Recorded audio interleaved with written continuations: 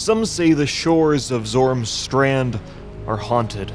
Adventurers have been known to mysteriously disappear, captured by malevolent forces to appease a dark god.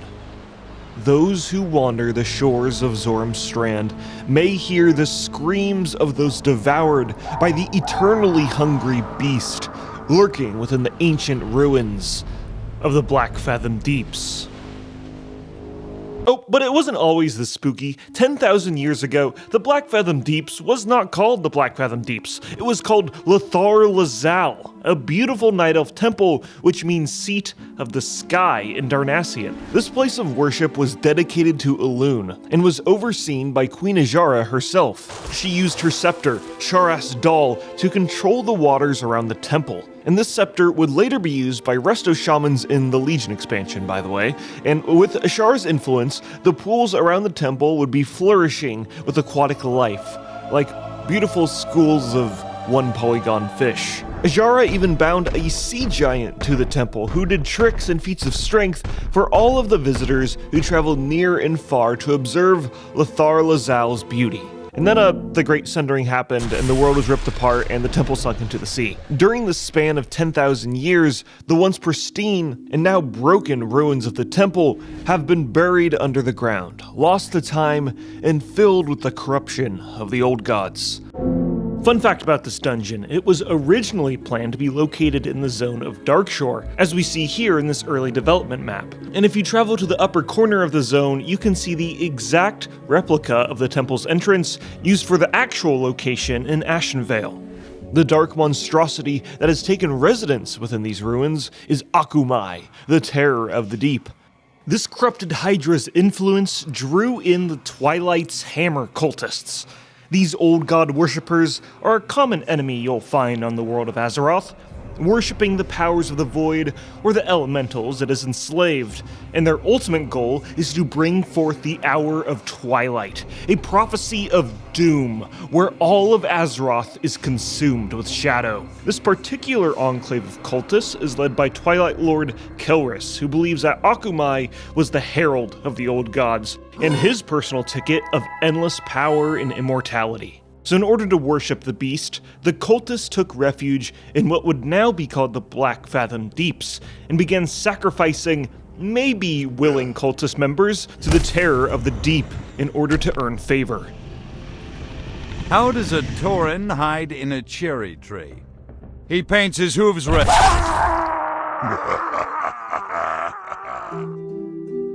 But when they ran out of cultists to sacrifice, they began to capture Horde and Alliance members and drag them kicking and screaming into the corrupted ruins, never to be seen again. The first people to investigate this dark cabal was the Argent Dawn, and during their investigation, they realized the Twilight's Hammer cultists had formed an alliance with the Naga. The Naga were once night elves, twisted by the powers of the old god Nazoth, and are now worshippers of the same void powers as the cultists. The members of the Argent Dawn needed to tell everyone about this insidious partnership until... yeah, their reconnaissance mission didn't really turn out that well.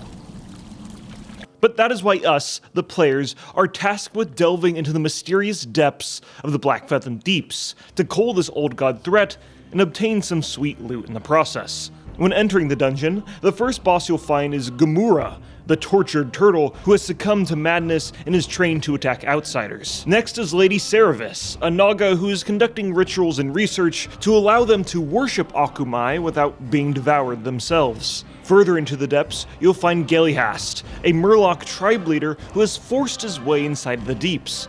And then he murdered a bunch of cultists and began worshipping and conducting his own sacrifices for the terror of the deep. The Twilight's Hammer cultists were so impressed by the Murloc, they decided that they just, let him stay there in the ruins. Also, Murlocs are scary. The only creature that has eluded the corruption of the deeps is Old Serikis, a thresher who lurks beneath the ruins and has slain countless cultists who dare enter his lair. And finally, of course, we have Twilight Lord Kelris and Akumai, who lore-wise are slain by Horde adventurers. For the Horde! But our story isn't over just yet, as in the Cataclysm expansion, they reworked how dungeon quests work, and at the front of the entrance there are earthen ring quest givers who task players with clearing BFD once again. But even still, our story is not over, as in the Warlords of Draenor expansion, the Blackfathom Deeps was revamped. Did you remember that? No, I bet you didn't, because it's the most random dungeon revamp that has ever been done in WoW's history. But Blizzard has done this before. In the Mist of Pandaria expansion, the Scarlet Monastery was revamped, but it was also included in the endgame heroic dungeon pool. This isn't the case with the Blackfathom Deeps revamp, which is a shame because it's pretty awesome. There are just tentacles everywhere, this guy throws this dude in the water. Akumai is now 3 Hydra heads poking out of the ground, and it's just cool, but why doesn't it even exist? It was just randomly revamped during an expansion where we're time traveling on an entirely different planet in a totally different plane of existence that has nothing to do with a random section of underground ruins in Ashenvale nobody even goes to anymore. But with the Season of Discovery coming out, the hilarious part is that the Blackfathom Deeps is now the most revamped dungeon in all of World of Warcraft history. There's now 3 totally different versions of this dungeon now. 4 if you count the quest givers added in Kata, but I don't really think that counts.